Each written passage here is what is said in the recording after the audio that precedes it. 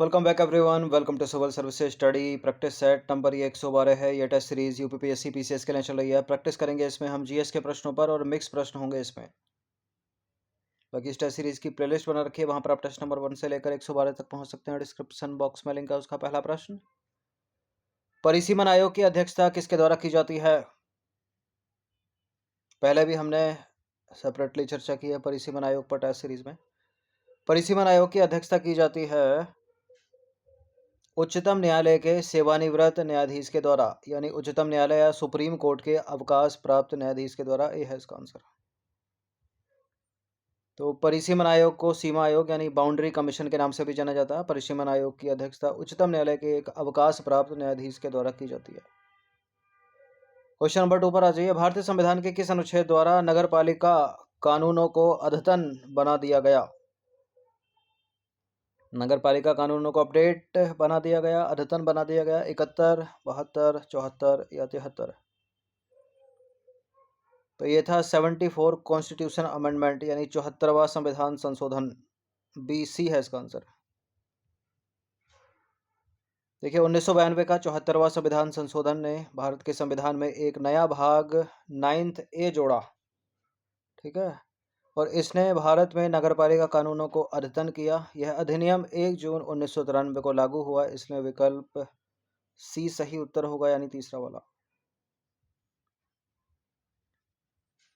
Question number 3 पर आ जाइए। संविधान सभा का निर्माण किस योजना के तहत किया गया था? संविधान सभा का निर्माण किया गया था कैबिनेट मिशन योजना के तहत। B है इसका आंसर। तो कैबिनेट मिशन यानी क्लीमेंट एटली ने ब्रिटिश भारतीय सरकार से भारतीय नेताओं को शक्तियां हस्तांतरित करने के लिए फरवरी 1946 में भारत में एक मिशन भेजा, जिसे कैबिनेट मिशन के नाम से जाना जाता है। और इस मिशन में 3 ब्रिटिश कैबिनेट सदस्य थे, पैथिक लॉरेंस, स्टेफोर्ड क्रिप्स और AV अलेक्जेंडर।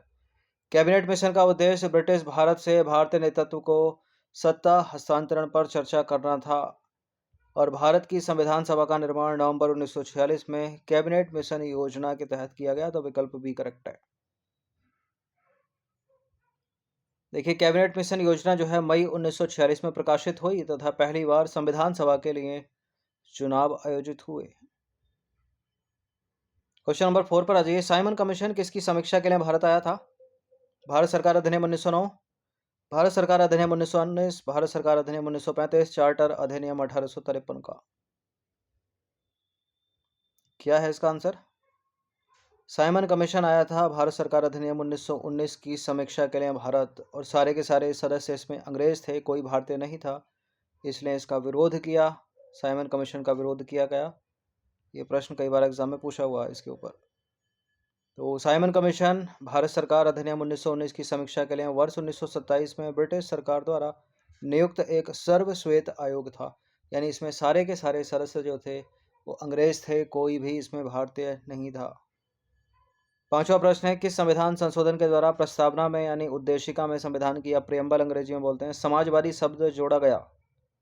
समाजवादी, एक और शब्द धर्मनिरपेक्ष और एक और शब्द अखंडता, ये 3 शब्द जोड़े गए और ये संविधान संशोधन था 42वां संविधान संशोधन। तो इसका आंसर हो जाएगा ऑप्शन नंबर C। इन सभी टेस्ट की आप फुल टेस्ट सीरीज प्राप्त कर सकते हैं नंबर इस पर कॉल या व्हाट्सअप करके। बाकी सब्सक्राइब रखिएगा सिविल सर्विसेज स्टडी चैनल को।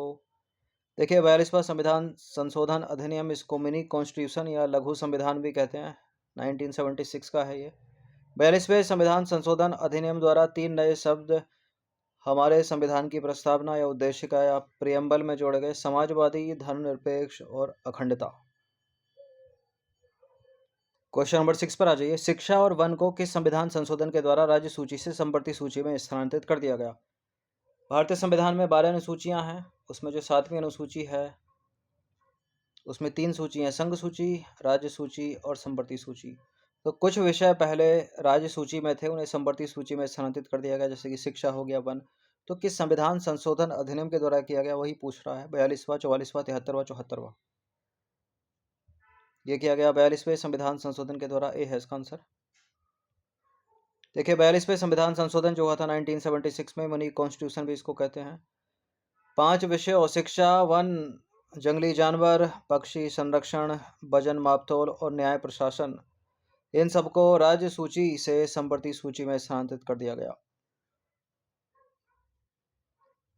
क्या? शिक्षा, वन, जंगली जानवर और पक्षी संरक्षण, वजन मापतोल या नाप, और न्याय प्रशासन। क्वेश्चन नंबर 7 पर आ जाइए। किस संविधान संशोधन द्वारा राष्ट्रीय आपातकाल के संबंध में आंतरिक अशांति शब्द को सशस्त्र विद्रोह से प्रतिस्थापित किया गया? 52वां, 61वां, 42वां, 44वां? पॉलिटी वाले टेस्ट में इन सब की चर्चा हम कर चुके हैं ऑलरेडी। इसका आंसर है 44वां संविधान संशोधन 1978 में ये हुआ था।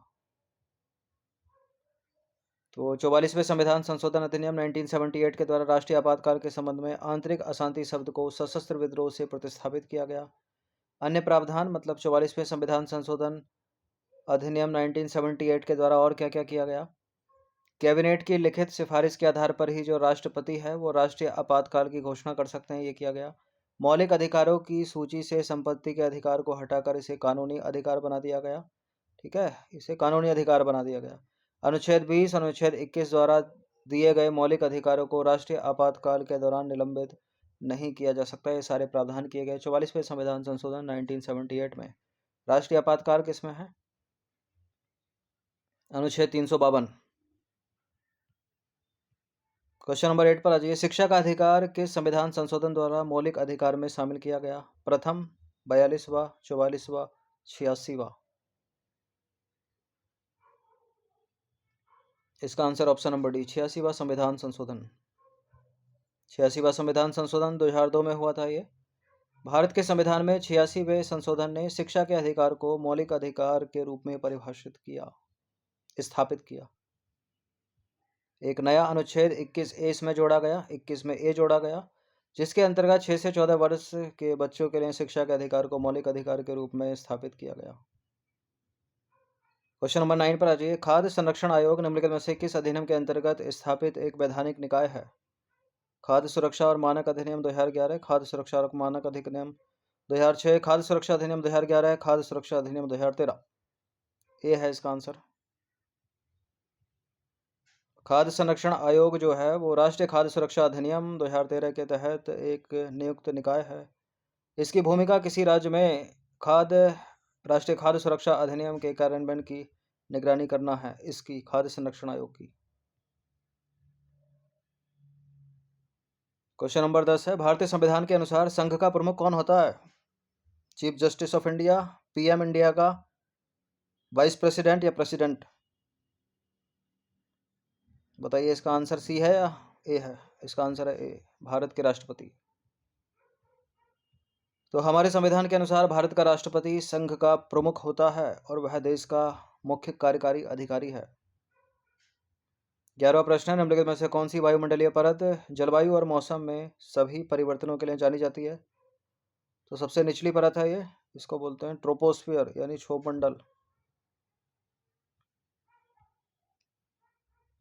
क्षोभमंडल पृथ्वी के वायुमंडल की सबसे निचली परत है जहां सभी मौसम संबंधी घटनाएं होती हैं। यह पृथ्वी की सीमा के 11 किलोमीटर तक फैली हुई है।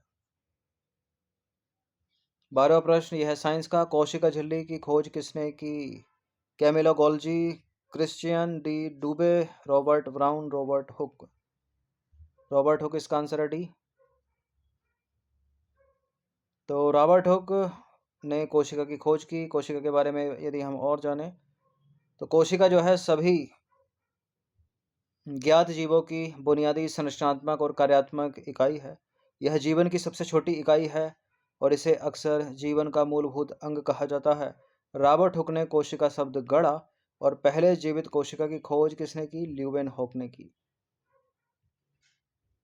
कुछ और इंपॉर्टेंट चीजें बुलेट पॉइंट है जो एग्जाम में पूछे जाते हैं बहुत। सबसे छोटी कोशिका कौन सी है? माइकोप्लाज्मा की कोशिका। मानव तंत्रिका कोशिका जो है सबसे लंबी पशु कोशिका है, याद रखिएगा। सबसे बड़ा एक कोशिकीय पौधा कौन सा? एसिटाबुलेरिया। ठीक है, और जीव में अमीबा। और सबसे बड़ी मानव कोशिका मादा डिंब है और सबसे छोटी मानव कोशिका लाल रक्त कोशिका। और सबसे लंबी कोशिका अगर पूछ रहे तो न्यूरॉन और सबसे बड़ी कोशिका पूछ ले तो शुतुरमुर्ग का अंडा।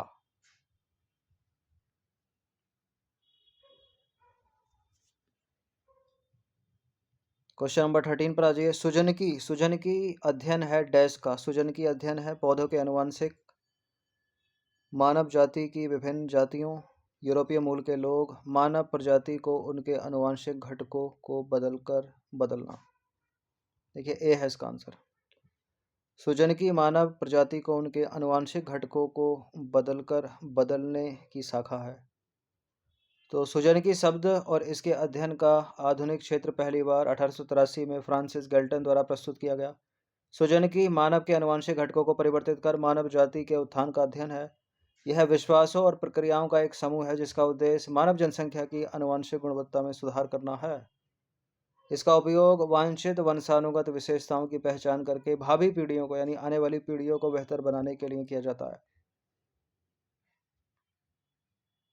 ज्योग्राफी का प्रश्न है, डाउन्स कहाँ के शीतोष्ण घास के मैदान है। एक इंपॉर्टेंट यही प्रश्न है इसमें कि डाउन्स कैसे मैदान है, शीतोष्ण है या उष्ण कटिबंधीय हैं। तो शीतोष्ण कटिबंधीय हैं, ये भी पूछ सकता है। कहाँ के हैं ये, ऑस्ट्रेलिया के। देखिए घास के मैदान ऐसे क्षेत्र हैं जहां वनस्पतियों में घास का प्रभुत्व होता है। घास के मैदान दो प्रकार के होते हैं।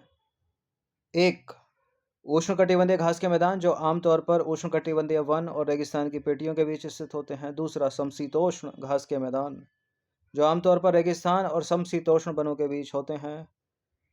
उष्णकटिबंधीय घास के मैदान ये पूछे जाते हैं एग्जाम में, जैसे कि अफ्रीका, कैंपोस लानोज। अफ्रीका कहाँ का, मतलब सवाना कहाँ का, सवाना है पूर्वी अफ्रीका का। कैंपोस कहाँ का, ब्राज़ील का। लानोस है वेनेजुएला का।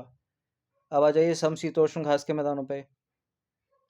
समशीतोष्ण घास के मैदानों में है पेम्पास अर्जेंटीना के, प्रेरी अमेरिका के, veld Africa, steppe Asia, down Australia, steppe Europe.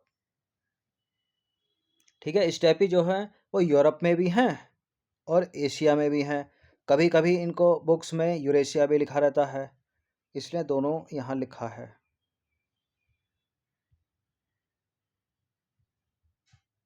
Question number 15 पर आ जाइए। रक्त वाहिका जिसमें डीऑक्सीजनेटेड रक्त शामिल है कौन सी है इसमें, कोशिका, महाधमनी, फुफ्फुसीय धमनी या फुफ्फुसीय सिरा। केशिका यानी कैपिलरी। बताइए। रक्त वाहिका जिसमें बहता है डीऑक्सीजनेटेड ब्लड यानी blood vessels that contain deoxygenated blood, यानी इसमें जो है अशुद्ध रक्त बहता होगा, बाकी सब में शुद्ध। तो यह है पुल्मोनरी आर्टरी। ठीक है, पुल्मोनरी वेन, पुल्मोनरी आर्टरी, आर्टा, कैपिलरी। इसका आंसर है बी, पुल्मोनरी आर्टरी में बहता है अशुद्ध रक्त। सही उत्तर है बी, फुफ्फुसीय धमनी यानी पुल्मोनरी आर्टरी। फुफ्फुसीय धमनी या पुल्मोनरी आर्टरी को छोड़कर सभी धमनियां शुद्ध रक्त लेती हैं, लेकिन ये फुफ्फुसीय धमनी जो है वो अशुद्ध रक्त लेती है। ज्योग्राफी का प्रश्न है, निम्नलिखित कथनों में से कौन सा एक सही है।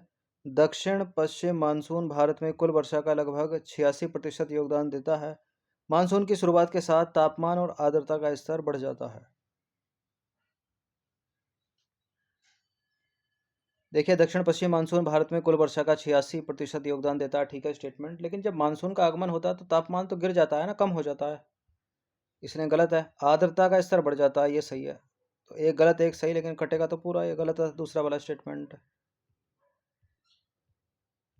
देखिए दक्षिण पश्चिम मानसून भारत में कुल वर्षा का 86% योगदान देता है। दक्षिण पश्चिम मानसून सीजन को गर्म नम मौसम के रूप में भी जाना जाता है और मानसून की शुरुआत के साथ तापमान में भारी गिरावट आती है और आर्द्रता यानी ह्यूमिडिटी का स्तर बढ़ता है। तो तापमान गिर रहा है, ह्यूमिडिटी बढ़ रही है।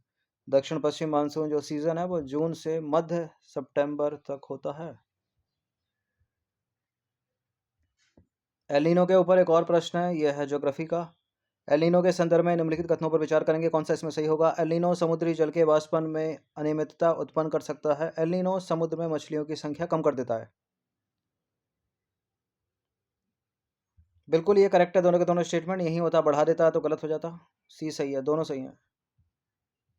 देखिए, एल नीनो समुद्री जल के वाष्पन में अनियमितता उत्पन्न कर सकता है। यह मुख्य रूप से प्रशांत और हिंद महासागरों में वर्षा के प्रतिरूप यानी पैटर्न को बदलता है, जिससे वाष्पन प्रतिरूप या पैटर्न में बदलाव हो सकता है। एल नीनो समुद्र में मछलियों की संख्या कम कर देता है, क्योंकि यह जल के तापमान और पोषक तत्वों की उपलब्धता को बाधित कर सकता है या करता है। एल नीनो जो है खाद्य श्रृंखलाओं को प्रभावित कर सकता है और खासकर पूर्वी प्रशांत क्षेत्र में मछली की जनसंख्या में गिरावट का कारण बन सकता है। एक एलिनो है, एक लालिना है, इसके विपरीत इनसे प्रश्न बनते हैं एग्जाम में। क्वेश्चन नंबर 18 हिस्ट्री का प्रश्न है, निम्नलिखित में से किसे, क्या है ये, निम्नलिखित में से किसे दिल्ली में कुतुब मीनार और अजमेर में 2.5 दिन का झोपड़ा बनवाने के लिए जाना जाता है? इसका आंसर है कुतुबुद्दीन ऐबक। सी है इसका आंसर। देखिए, कुतुबुद्दीन ऐबक गुलाम वंश का संस्थापक था। कुतुबुद्दीन ऐबक को दिल्ली में कुतुब मीनार और अजमेर में 2.5 दिन का झोपड़ा बनवाने के लिए जाना जाता है।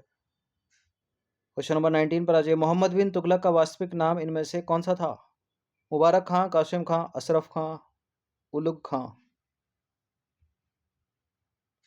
इसका answer option number C, Ulugh खां। तो सही उत्तर उलुग खां है। 1325 में एक दुर्घटना में गयासुद्दीन तुगलक के निधन के बाद उसका सबसे बड़ा पुत्र उलुग खां या जोना खां सिंहासन पर बैठा। उसने मोहम्मद बिन तुगलक की उपाधि धारण की। तो मोहम्मद बिन तुगलक कौन है, जोना खां या उलुग खां? उसने 1325 से 1351 तक शासन किया। हिस्ट्री का एक और प्रश्न और अंतिम प्रश्न है, 20वां प्रश्न। 20 प्रश्न इसमें ऐड किए गए थे, बहुत पूछा गया ये एग्जाम में प्रश्न। गीत गोविंद किसकी रचना है? बाणभट्ट, कालिदास, जयदेव, भरतमुनि। गीत गोविंद रचना है जयदेव की। तो गीत गोविंद जयदेव द्वारा लिखी गई थी और वह 12वीं शताब्दी के दौरान एक संस्कृत कवि थे जयदेव। सिख धर्म के पवित्र ग्रंथ गुरु ग्रंथ साहिब में जयदेव की 2 स्तुतियों का समावेश किया गया है। तो 20 प्रश्न थे ये हर सब्जेक्ट के। इनकी प्रैक्टिस 1 से 2 बार कर लीजिएगा। धन्यवाद।